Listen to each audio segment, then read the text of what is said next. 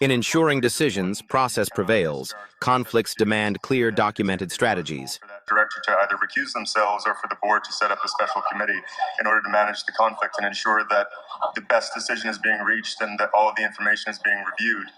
And you can, of course, get your reports, you can get your valuations, you can talk to the officers and the management and the sponsor, but ultimately the directors are the ones who are making that final decision.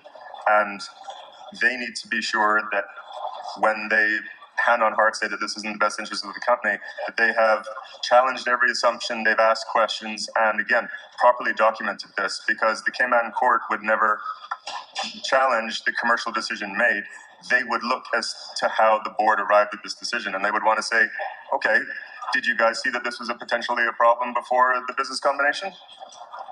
Where's it in the board minutes? Did you ask the questions, et cetera, et cetera?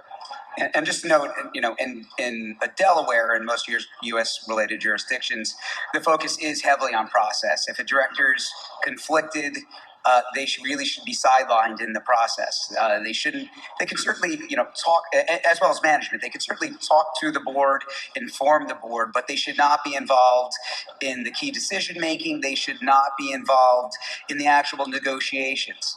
The perfect example would be not only the negotiations of the deal that's ongoing, but other alternative transactions. Because if a SPAC's looking at two targets, the one, say the director has, owns a majority of one of the companies, is uninvolved in the other one, that director, whether or not they mean to and whether or not they actually intend to, could take actions that could be interpreted by plaintiffs' lawyers and by a court as having tainted the other transaction. They intentionally ruined the other transaction, so the SPAC was only left with their transaction.